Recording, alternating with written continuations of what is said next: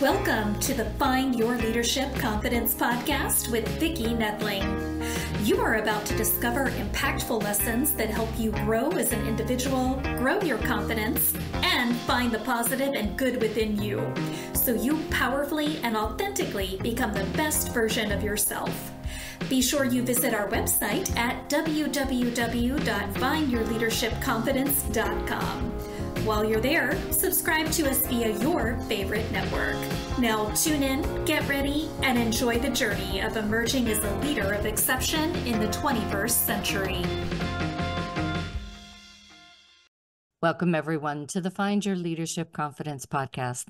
I'm your host, Vicki Noethling, coming to you from Roswell, Georgia. The goal of this podcast is to bring topics and guests that will empower you to become that confident leader and take your business and your life to the next level. Today, I am very pleased to have Jesse Johnston as my guest, and let me tell you a little bit about Jesse.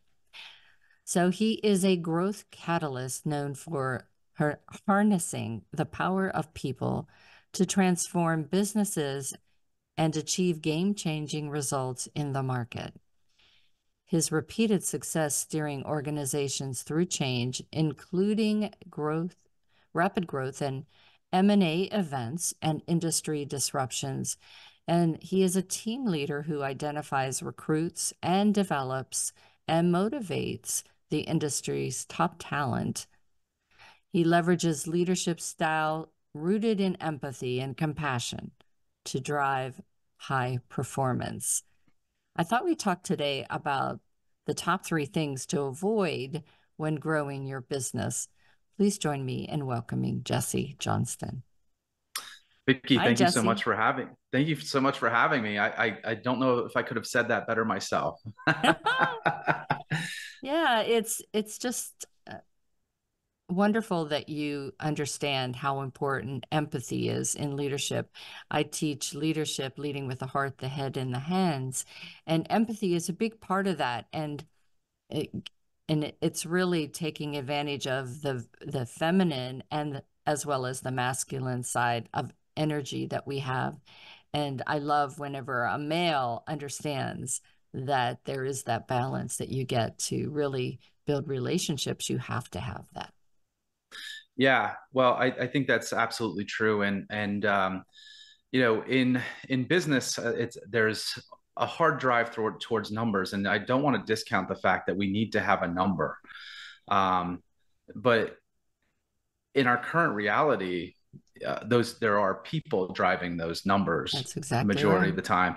And what's great about people is great and challenging is they can be unpredictable. A person who's treated one way may react in a very positive way, and the same another person treated in that same way may actually have a negative response to it.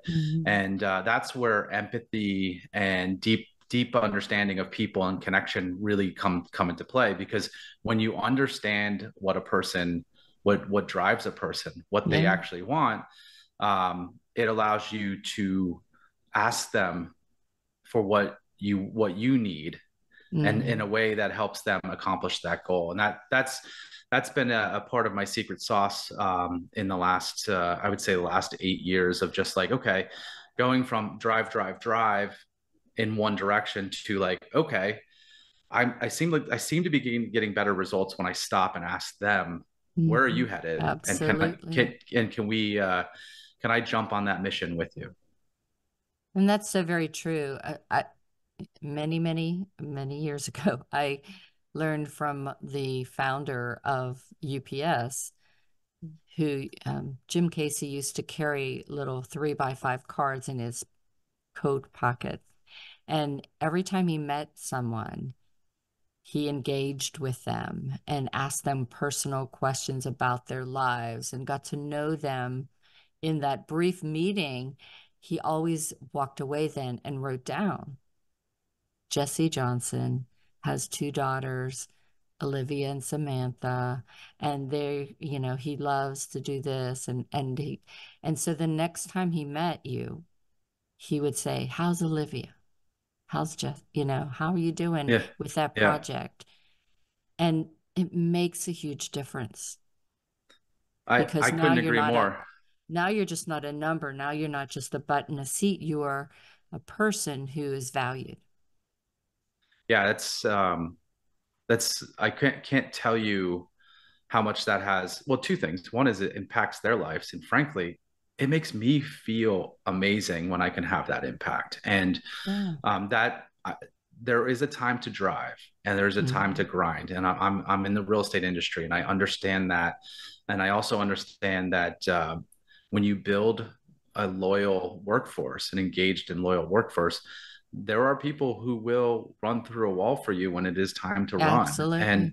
And that has been proven in time after time, and providing outpacing results through people, not Yeah. the so yeah. So I feel I agree completely with that. And who did Mhm. you say, who was the person that you learned that from? Jim Casey is the founder of UPS. Okay. That is not a story that I'm familiar with, but it very much Mhm. aligns with a lot of where I coming from. The idea of going deep with an employee. So, Yeah. and by the way, like I believe it's very impactful if you can go deep with your let's call it 5 direct reports, Mhm. meaning that you get to know them, understand them. So it's not just knowing their name, but it's also Mhm. knowing who's important in their life. And Yeah. then it's beyond that, it's like what is their biggest what is their biggest challenge, or what Mhm. is their biggest goal, like where are you headed.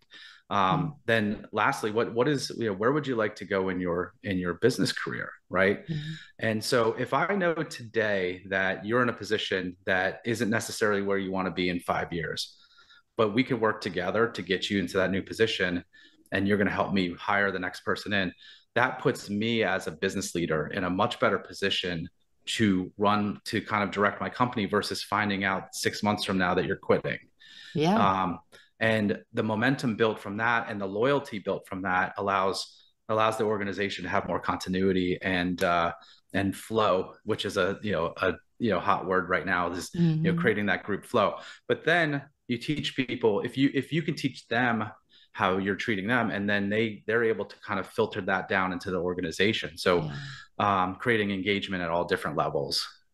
Well, and you're leading by example. So you talked a little bit about that succession planning piece, and really if you treat someone the right way, then they're going to treat someone the right way.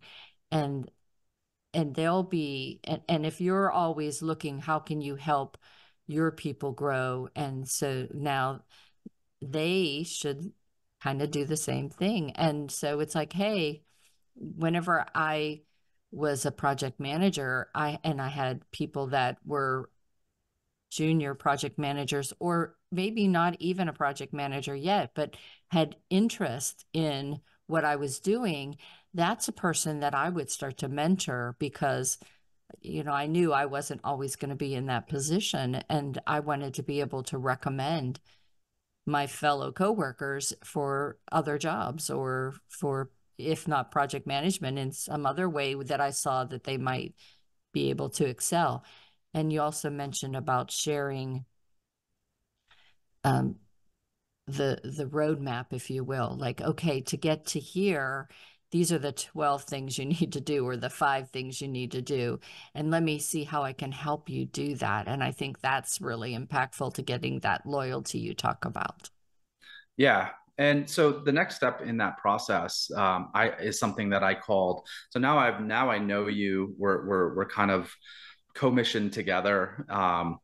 The next step that I think is really important is something I called planned spontaneity. Mm, It's providing above expectation results through um, basically um, providing them with unexpected rewards and just acknowledgement, right? So yeah. a lot of what so now that I know you, I know how you want to spend, I know who's important to you, I know how you want to spend your days, I know how you want to live your life.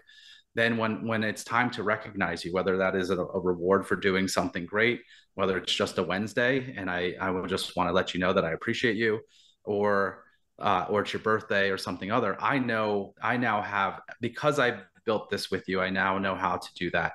And the key to it is, one is the understanding of that, and the other one is a little bit of randomization, right? So being, as a leader, you mentioned like having that information, and the next time I see you saying something like that, for me, it's like, if I could spend 15 minutes a week thinking about my top 5 reports and say, okay, well, did I notice one of those 5 reports did something exceptional this week?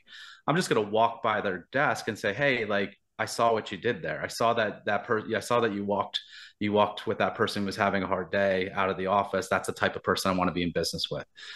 Didn't cost me anything, but gained me so much in return. And then on like things like birthdays, if I know that they are family oriented, I'm probably going to, instead of, taking them out to lunch with the team, maybe create an opportunity for them to go to dinner with their family, because that's really what they value more. If they value hanging out with the team, then we'll go out and hang out with the team. But it's understanding that. Yeah, it's understanding how to get to your people. And that is something I'm incredibly, that has been proven to be incredibly beneficial to building relationships and building teams that will be successful.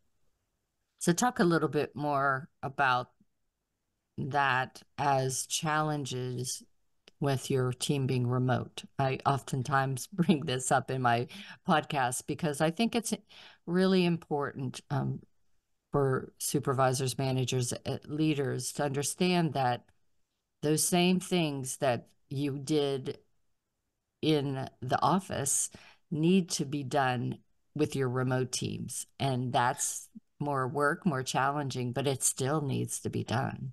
So talk a bit about that. Well, I've run 2 different teams since 2020. The first one was a full sales team, and that was challenging because salespeople are hard to keep engaged anyway. So we were having some fun with it. And so I like this story, but we had some mottos. Like we had a, our goal for that year was the 10-10-10. And I would send it out to the team and saying, hey, the first person to respond back with what the 10-10-10 actually stood for will win a pizza. And then we had a Google form that went out to them that said, what's your favorite pizza spot? What do you want on your pizza? And what do you want to drink with it? And we would have all of that delivered to their house. Nice. Right. So as we know, as employers, you get a lot for a pizza, right? You like do. Pizza. But having their favorite pizza delivered to their home, like, was so engaging, and people started reacting because they're like, wait. And honestly, that pizza probably cost me $40, but with delivery fees, but like it was worth every penny because people were showing up. And so there's 2 keys to that. One is asking them what they want and not just, delivering something random. And that's the thoughtful side of it. The other piece is having what I call home base, or what's our rallying call for the year. They knew the 10-10-10, and we had to keep our focus on the 10-10-10. And the 10 was all growth for them. It was increasing their business by 10%, increasing their average sale by 10%, and investing 10% of their money, right? Nice. This was built as a team for everybody. Everybody had the same goal. So we knew where we were going. So those are the 2 keys to that piece, is that like really knowing what we stand for. The next company, we had our mottos were, or our core values were, always evolving, meaning we're never just going to stay the same way we were before. We're not accepting the past as how the future will absolutely be. And the second one is providing concierge service. Nice. And so anytime someone would get a note from an agent saying, Jenny did such an amazing job, we provided above level rewarding, but tied into like, I know exactly what this person wants. So again, it's having a reward system where people know how they're going to be rewarded, and having a rallying call, or what I love to call it home base. It's like when we're making decisions, when we're hiring, when we're rewarding, we go back to home base and say, well, yes, it fits these values, so let's reward it. Nice. And then giving them what they want was very rewarding, and very effective. That sounds awesome. Yeah, it's fun too, right? You could probably hear it in my voice, right? Yeah. There's nothing more that I like to deliver than a reward that is received well. Yeah. It So means so much more. a good friend of mine quotes, and I don't remember who it is. It could be Rumi, it could be anyone, but he uses this quote where he says, words from the heart are received by the heart, but words from the mouth don't pass the ears. And I'm like, it's the same thing with rewarding and acknowledgement. They just, when it's from the heart and you've actually put your energy into it, it's received differently. And I really, that's why, keeping an engaged group, keeping a group that is remote engaged, can work, but it's got to really come from the heart, and it doesn't have to be hard work. Yeah. It's a minute or two to do something different. Right. So how do you harness the power of people to transform businesses? Yeah. So, so again, we go back to the beginning, right? So as an example, this year, in business planning, we I always start with their business plan. We start early, October, November, writing their business plan. And so, and step one in the business plan is the dream, right? In November of 2024, what have you accomplished, and what's important to you? And I asked them to kind of like dream big, like, where have you been? And then I like to quote Joe Dispenza, like, can you teach your body what it feels like to be there, right, in this moment?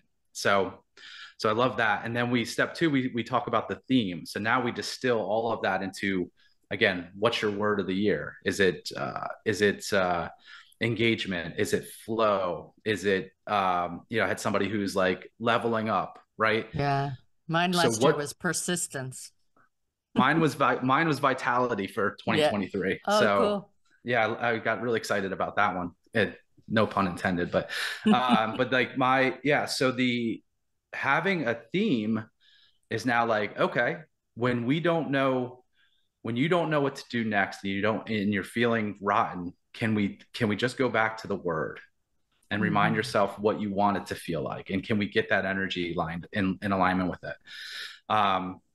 So that's step one. So then we build out their financial models. I actually let them choose their tactics. And so again, I'm working with salespeople primarily. When I was running, I ran title operations for Compass. So I was doing operations there. It was different. We were working on their personal and, how they want to have an impact on the business. So again, giving people ownership in the business is really important. Engagement, and I'll go through the rest of this, but like, engagement really comes from, three things. It's doing meaningful work in a psychologically safe environment where you have all the resources to do what you need to do. I mean, I'm quoting William Kahn, like old, that's been around for a while, but if you can create those three things. So meaningful work. Well, meaningful work is not what you're told to do. Meaningful work is where you actually can have an impact and you feel like you are, like, you're a part of it. Right. And it's doing something, and you feel like it's better, you're making the world better.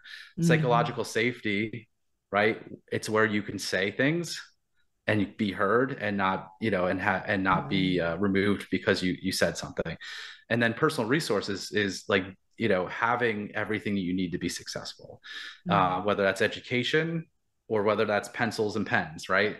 And space, right? So that's why, like, giving them the opportunity to build their plan and then incorporating into the greater plan for the year has provided a high level of engagement and growth through people. Because, I know this, if I'm working in operations and one of the people on my team says, we should do this every time, and it's a change to something that we're doing, and we adopt that and it works, imagine how awesome they feel and how engaged they feel. Like, they actually own it. Their signature, their DNA is in the company now, versus just showing up and running an assembly line that they had nothing to do with. That to me is how you build momentum with people and build outpaced growth with people. Yeah, so true. And it really is makes a huge difference whenever they understand what they contribute, how it helps the bottom line, how it helps the align with the core values and the mission and everything. It's just so different. What do you see most of your clients struggling with today? So right now I'm consulting business leaders, and there's a pretty common trend, and I've seen it for years. In fact, I acted this way. Um, it is really hard to watch and not meddle in the business. It's really hard to stay positive while you allow people to make mistakes. Yeah, As a leader who is, and most of the leaders that I'm working with are running small businesses, it's hard to step back and watch somebody fumble with something you can do yourself. But to allow that to be growth. I've worked with some very successful businesses, and I can remember at an annual meeting saying, can we allow failure to be a place for learning? Or if we can't, then you need to understand that we will burn through people, because if they never learn and we never let them do their job, we're just going to keep hiring. And don't get me wrong, hiring is incredibly important. So I would say step one is probably hiring great people, and also not hiring out of need, out of absolute desperation. But hiring, when you have your core values in place, you know what your business is about, and you are a great leader, guess what? The right people start popping out of the woodwork to come work for you. It's been paramount in my career to people calling me saying, can I come work for you? And I don't think I'm magic. I think people see that there's a clear vision. They've heard from other people that I treat them well. I do think when you have great people, you have to pay them well. But yeah, so hiring right, and then allowing the first 100 days is rough. People leaders tend to hop back in and be very alarmist, and but just being able to watch and then provide feedback on a regular basis to new employees as they continue to grow. Otherwise, it's going to be hard to scale.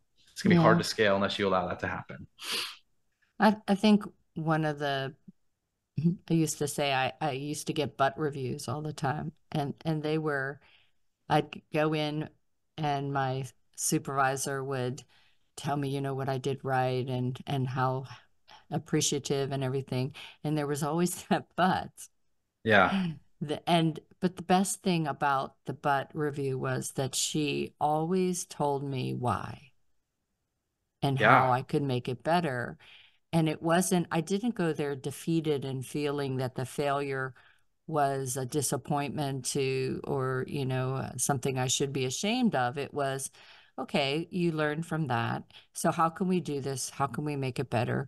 And so then the next time that opportunity came around, that I remembered that, and I was able to put that advice to action.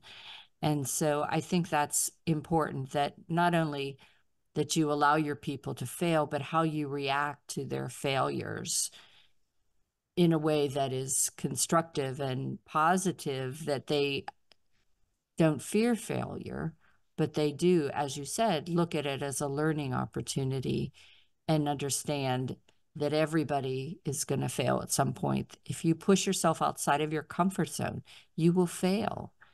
You didn't learn to walk the first time. And if you have that mindset, then it's not such a terrible thing. Yeah, there's a Disney movie, I believe it's Disney, it's called Meet the Robertsons, and it's all about like failure. And I've tried to, instill that with my children. It's okay. Both of my children are in highly perfectionist activities, ballet and gymnastics. And it's like, no, fall now. Don't fall in the competition. Yeah. Fall all the time now, but don't fall in the competition. And I think when you get people comfortable with, what it feels like to fall and not get injured because of it, or injured and recover, that's okay too. Their confidence in competition, in battle, is much higher. So I definitely agree that, that allowing for failure and failing fast and failing early is really good. I have a very simple conversation that I've been teaching my leaders when they do their reviews. It's like, it's go to the core values. How do you rate them on the core values? It's because that's going to tell you whether we're aligned. And if we're aligned, that's a good, we're good. But then how about a conversation of, this was good, but we want less of this and more of this, right? Right. And so level setting, that to me is level setting. It means your employee has done so much of this and they're so proud of that, but you're like, we're good there. So now maybe a little less of that, but more of this. And then for the next 90 days, you put your focus on the, I need more of this. And it's a simple conversation. Again, a lot of my people that I'm consulting for are in sales businesses. So it's always like, can you support me more in sales now that we got, because operations isn't cute and it's not fun. And so they need, like, can you help me do these other things now that we got operations under control? Right. And it's really great to see the people working for them after those meetings, because they know what they need to do. And so, and then stay consistent. That's why persistence was my word last year. Yes.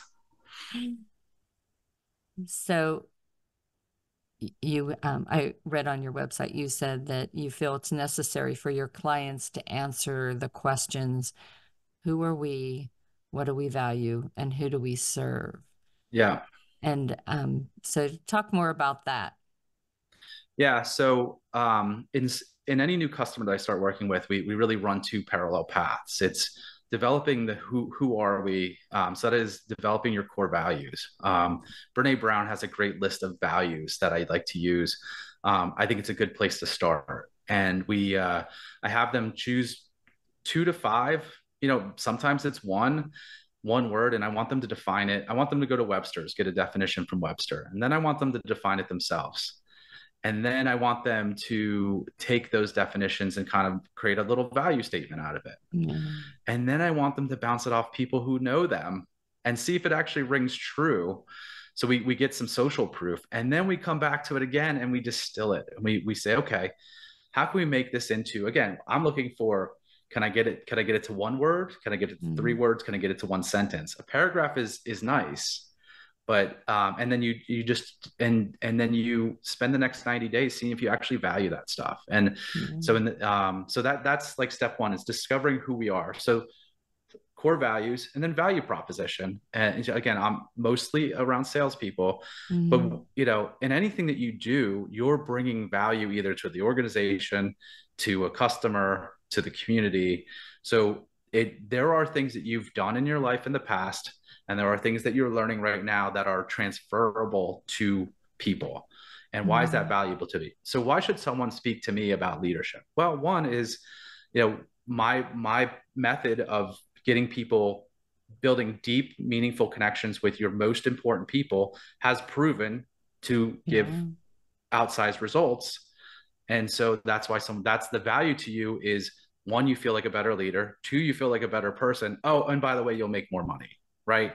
So as creating a value proposition, so that's what I'm asking my customers to do. Then we determine, who do we serve? Right. So, and that starts with, who have we served? Because many of the people are already in business. So who have we served in the past? Because frankly, that's very likely who you will be serving in the future. It's either them or an avatar. It's very close to who they are. And then, who would we like to serve? Now let's get aspirational, right? We've served these people. Let's get aspirational. Like, who would we like to serve? And I come from service because, you've literally heard me pour my heart out on this podcast, but I come from service because at the end of the day, no matter what we do is service. So I have this core business of who I have served, and I create the aspirational ones. And the aspirational ones are all the growth. Yeah. Yeah. And you have to grow. And that takes us back to the failures or the not being perfect. Yeah, I've been not perfect a lot, but it's allowed me to learn. The last piece of the puzzle, though, Vicki, is how do we serve them, right? Mm-hmm.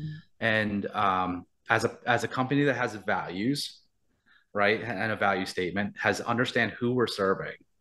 The next step is getting to how we serve them, and how we serve them is, I come from a place as you will be known for the promises or the things that you do over and over again, the promises that you keep over and over again. So I work in an industry where people could have 100 steps to their process, and I'm saying I can guarantee you one of those 100 steps is being dropped every time. Yeah. You show me a 10-step process as a salesperson or as a leader of a small sales organization, I can almost guarantee you'll keep those 10. And so when I was selling myself early in my real estate career, or like early 2000s, I was selling against people who had these 100, this is my 100-step process. And they would walk into a meeting or a presentation with this. And I'd walk in with, here's my 10-step process. And here's the thing, I can guarantee you this. And I can also tell you, it's very likely that they're going to drop one of those 100 balls. Yeah. And so that was my way of selling. Why is it valuable to work with me with 10 steps versus working against 100 steps? And it's because I'm going to keep my promises to you. In fact, I'm so confident I'll keep my promises to you that if I break any of these, you can fire me immediately. And so I was able to kind of provide, so again, I'm increasing my value to the customer, also making it easy for them to choose me. Right. So again, going back to the employee part of this, I'm making certain promises. If we're gonna have a weekly one-on-one, and we work through all of those things. We're gonna stick to these core values. I'm gonna live up to them. You're gonna live up to them. So you get known for the things you do consistently and the promises that you keep. Yeah, you set expectations and you follow through. Yep. Yes.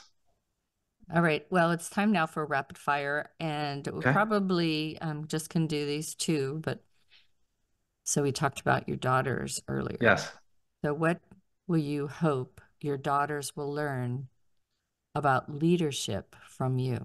You know, my audience is, I try to promote and target women in leadership. So what do you hope your daughters will learn? Well, one is I'm definitely raising two strong, independent females that will lead and do lead.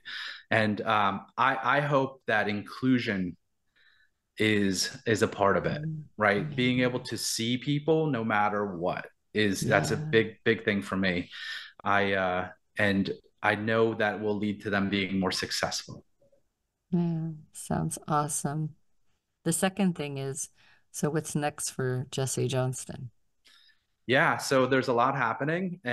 So right now I'm consulting in the real estate industry and also other sales organizations. And I'm very excited about that. Soon to be launching Collab Consult, which is a partnership that will be providing leadership and other value to people in the real estate space. Our goal is to provide everything that an agent needs to be successful. Awesome. And that goes beyond tools. It goes all the way to like working with them as a leader, working with their organization, finances, tech stack. I mean, the whole entire thing. We believe, and the other thing is we also don't believe we're the solution to everything. So the idea is collaborating with others outside of our space, knowing that we can provide our clients with even better results if we bring in the best expert on that topic. So super excited about that. That's great.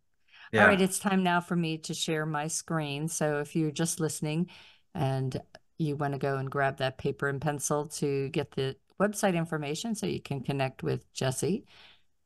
And if you are watching, you can get a screenshot. As always, all this information is on my YouTube channel. And you should be sure to subscribe, as well as going to findyourleadershipconfidence.com to my website. So Jesse's website is https://Jesse D, like David, Johnston, with a T, Johnston.com. And LinkedIn, he's Jesse David Johnston. And Instagram, he is Jesse D Johnston. And I'll let Jesse talk to you about what you can find on his websites. Yeah. So for those of you that are looking for consulting services, either leadership or sales, It's a great place to connect with me. And I hope that by the time this comes out, we'll also have Collab Consult live, and you'll be able to connect with that as well there. I'm just hoping to connect with you to where we can have a conversation about your leadership goals and your organizational goals, and see if I can actually, if I can provide direction on how you can win and drive a highly engaged workforce. That sounds awesome. Well, Jesse, it's been just wonderful chatting with you. We are so aligned in our mindset and what we believe leaders should do and be. And it's been just wonderful having a conversation with you today. This was great, Vicki. Thank you so much for having me on. And I hope your audience learned something that they can implement right away. Definitely. You gave so many great tips and advice for folks. So please do take it to heart. Maybe need to rewatch this a couple times so you can get some of the notes. And as always, I remind everyone that life is a journey, and it's up to you to enjoy the ride. This is Vicki Noethling, signing off. Thank you for tuning into the Find Your Leadership Confidence podcast with Vicki Noethling, where we share impactful lessons that help you grow as an individual, grow your confidence, and find the positive and good within you so you powerfully and authentically become the best version of yourself. Remember to visit our website at www.findyourleadershipconfidence.com and enjoy even more great episodes like this one. Again, while you're here, subscribe to us via your favorite network. We look forward to seeing you next time on the Find Your Leadership Confidence podcast.